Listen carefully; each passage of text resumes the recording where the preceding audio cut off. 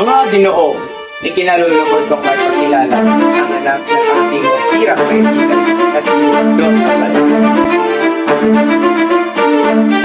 Ngayon pa lamang magbabayad na kayo. Pinaparusahan na ng ama ang isang anak ng ulupong. Walang lalaki! Kung ayaw niyong masaktan! Bumalik ako sa bayan ko upang itayo ang hinaharap.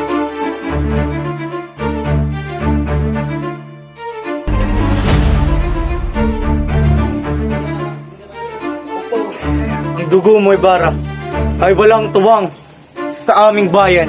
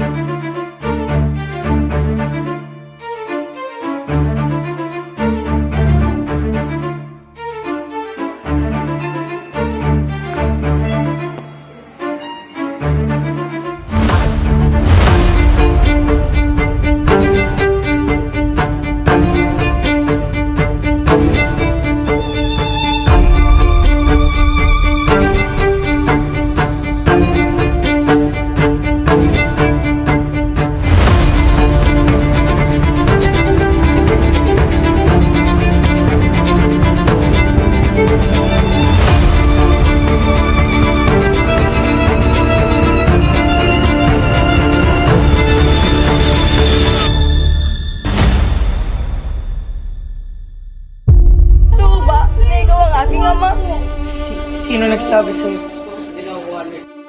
Paano mo nalaman? Sinong nagsabi sa'yo?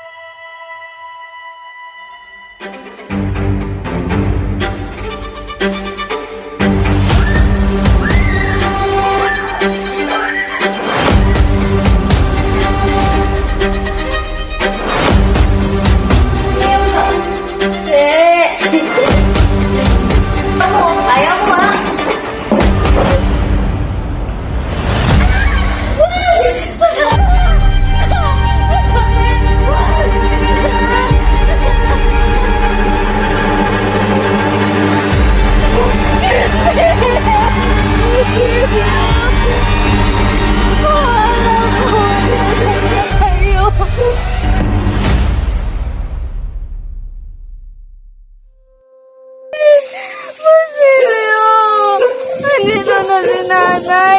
Asan na kayo?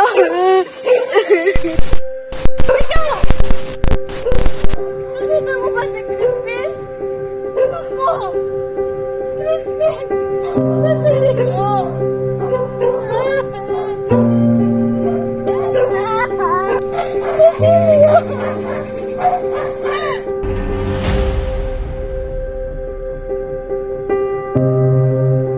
Isinulat ko ito dahil sa mga pagmamalapit, pangapi at kawalang katarungan na dinaranas ng aking mga kababayan sa kamay ng mga diyuhan. Nais kong buksan ang isipan ng bawat Pilipino sa tunay na kalagayan ng ating bayan. Isang bansang binulag ng takot at inalisan ng dangal. Ngunit hindi ako sumusulat upang mangkudyok ng paghihimagsik gamit ang dahas, kundi upang gisingin ang diwa ng pagbabago sa pamamagitan ng edukasyon at pagkakaisa.